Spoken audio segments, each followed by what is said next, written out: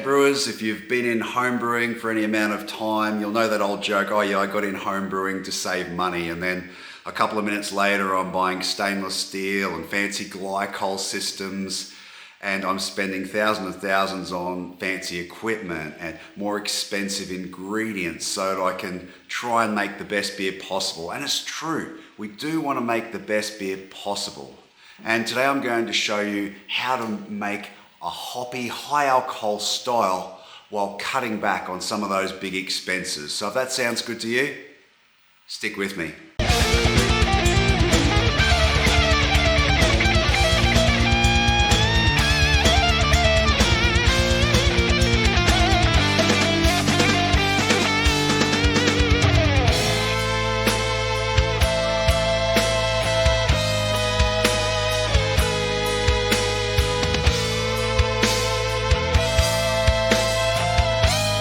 So the goal today is to really maximize what we're getting out of our ingredients. We're going to use a party guile method, which I'll walk you through, which is going to maximize the amount of sugar and malt character we get out of our grain. We're going to maximize the efficiency by doing not just one brew, but 2 brews out of one batch. Also, we've got to look at hops. In a hoppy beer, hops can be a major expense. So we're going to talk about how we can get more bang for our buck in the way we use our hops, rather than just throwing more money and more hops into the fermenter with little result.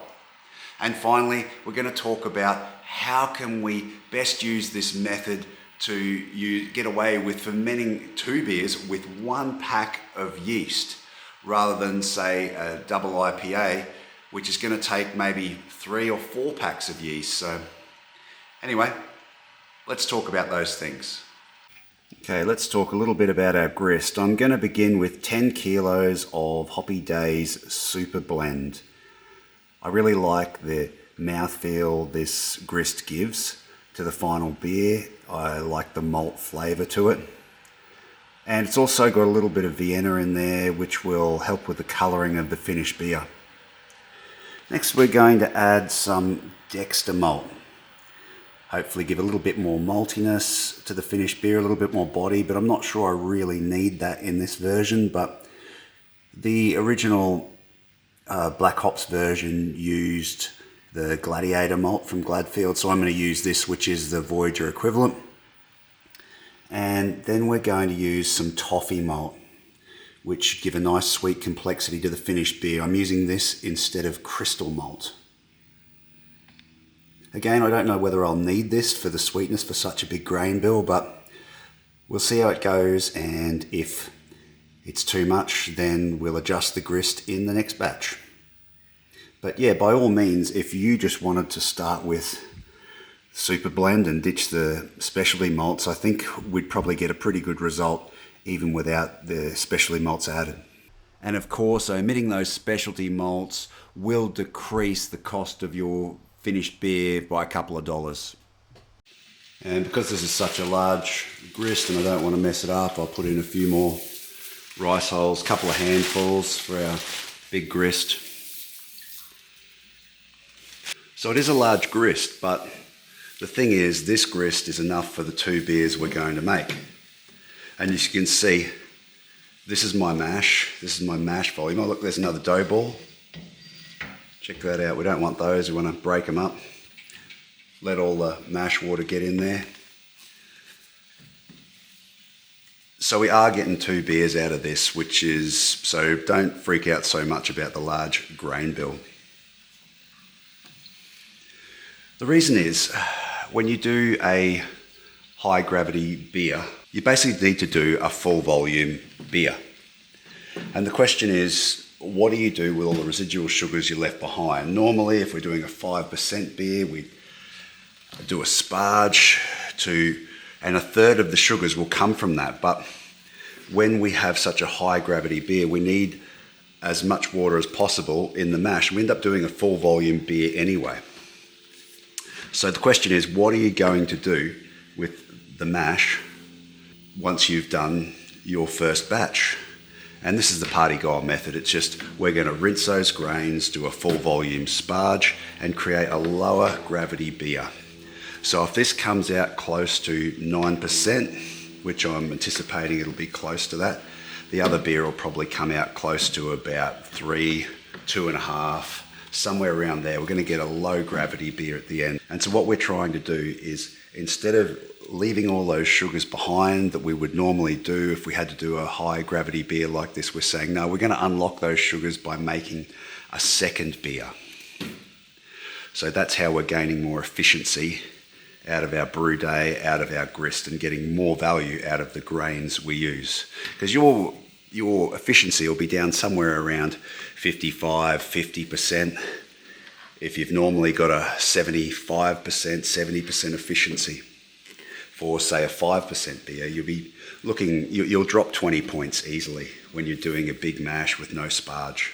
So we're going to claim back those 20 points, and probably then some. We might claim back 30 points and be even more efficient during this method. The other thing you're doing is you're being much more efficient with your time.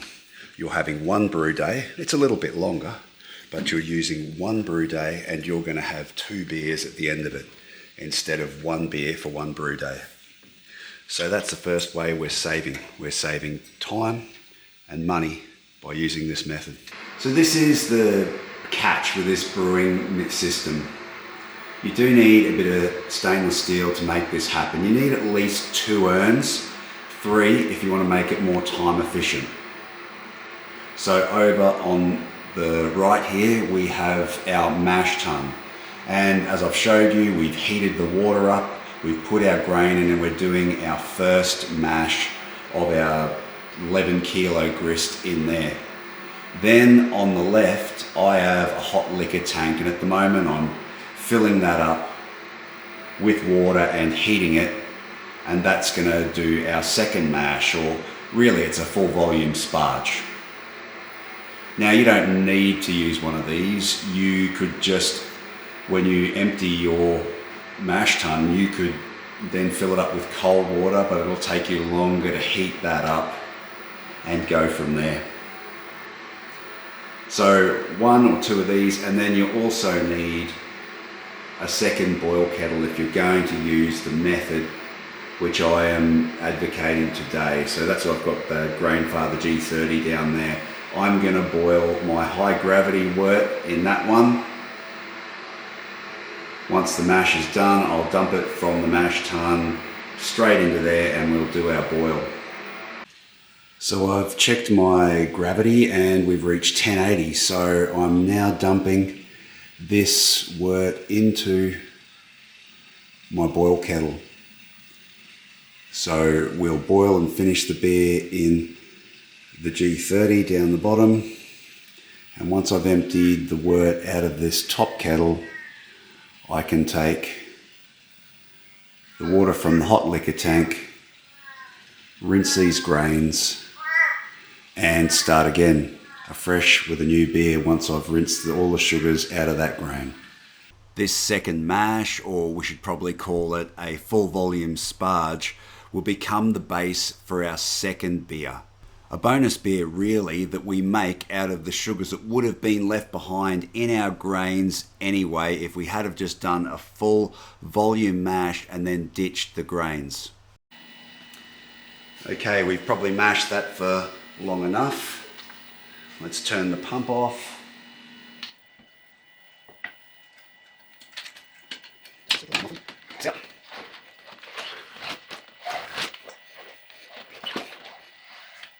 I forgot about this little bit.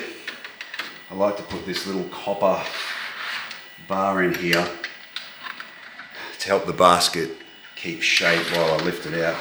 Otherwise it just distorts too much.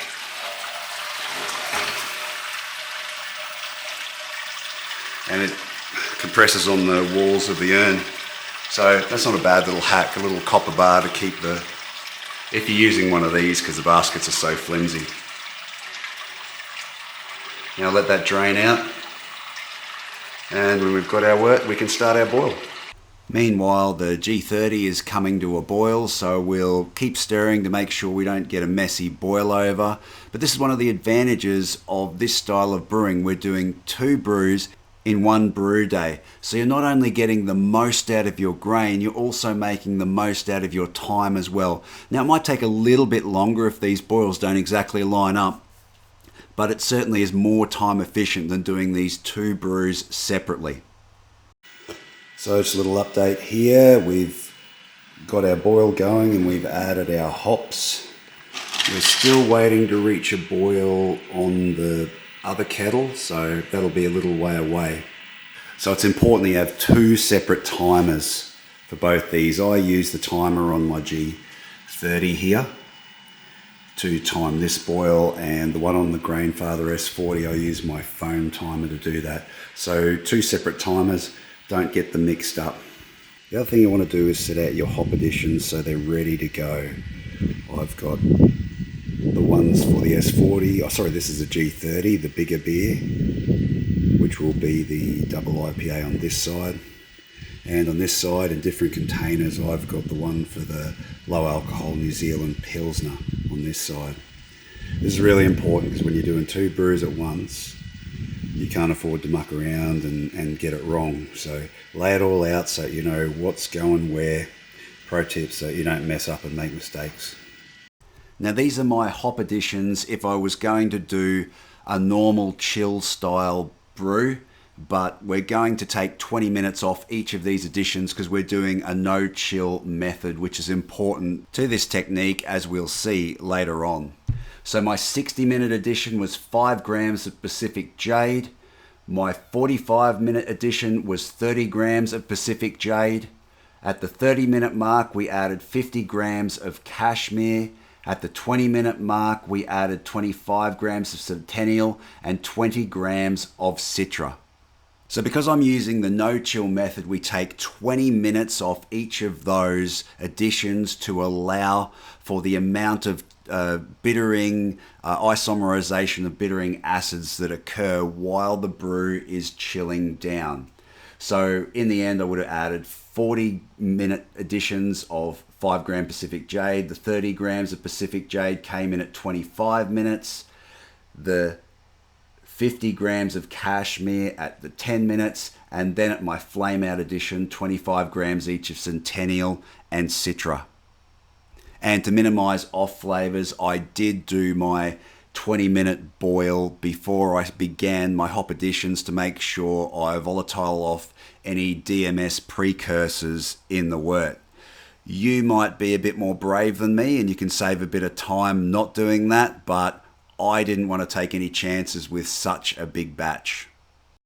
Immediately after my flame out addition, I then prepare to put my boiling wort into a no-chill bladder. You might choose to use a no-chill cube, which is actually much easier to use, but for this purposes, I'm using this single-use bladder, which is kind of like a goon bag.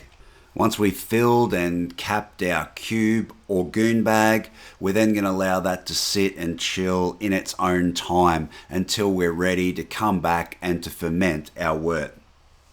Meanwhile, we've reached a boil in our mash tun, which has now become our boil kettle for our second runnings and the mid-strength beer that will come from that.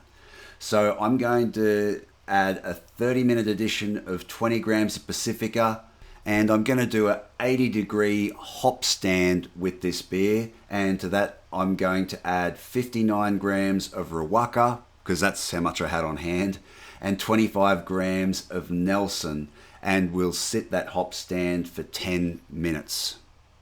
After that, we'll chill our wort down and get it into the fermenter so that we can begin fermenting our beer. Now this is the other little cool cost saving that comes from this method. We're only going to use 1 pack of Lallemand BRY97 to ferment both of these beers. Once we've got the wort to pitching temperature of our mid-strength 3% beer, our second runnings, we're then going to add our yeast to the fermenter. And that will then work like a starter for our double IPA. Once we've packaged our mid-strength beer, we are going to then pour our goon bag of wort onto the yeast cake and allow that to ferment our double IPA wort. So this is why I've chosen to use the no-chill method for that double IPA, so that we've got it ready to pour onto that yeast cake whenever we need it. Now, I don't use any dry hop for the first beer that I'm fermenting, and that's because we're pouring straight onto that yeast cake. We don't want those hops to hang around and become astringent for our second beer. Now, you can, of course, dry hop the second beer, and for my dry hop regime, I'm going to use 25 grams of Citra cryo hop pellets, 50 grams of T90 Cascade, 25 grams of Amarillo cryo hop pellets, 25 grams of El Dorado cryo hop, 25 grams of Idaho cryo pop, and 25 grams of Mosaic cryo pellets. Now, this is my final cost-saving efficiency tip for this video. I like to use the cryo pellets because they have less vegetable matter, which means you're getting more bang for your buck. In my experience, these cryo pellets really give an intense hop flavor to the finished beer, more so than their T90 equivalents. Also, because most of the vegetable matter is removed from these pellets, you're not going to get so much sludge in the bottom of your fermenter, which means you have more beer in the final product that you can package. Now, you can, of course, use cryo pellets in other parts, such as the boil or the hop stand, the flame out editions. But personally, I think this dry hop is where you get the most value for money, and it's worth paying that little extra to get those cryo pellets. So that's my technique for making big beers, but doing them efficiently so that we can save time and money. We can get the most out of our grain bill, our hops, our yeast, and of course, our time. So let me know if you use this technique. I want to hear it in the comments below. Of course, you can adapt this for whatever beer you want to make, but just think about the grain bill because you're using the same grain bill for both beers. Do you want to do 2 English style beers? Maybe you could make a barley wine and an ordinary bitter, a small English style beer using exactly this same method. Let me know in the comments below if you've done that. Maybe you want to go and make some Belgian beers or a Belgian triple and a German Pilsner, for example. It's up to you, and it's up to what you want to brew with your time and your money. So if you found this video helpful, don't forget to give me a like, subscribe, and I'll see you in the next one.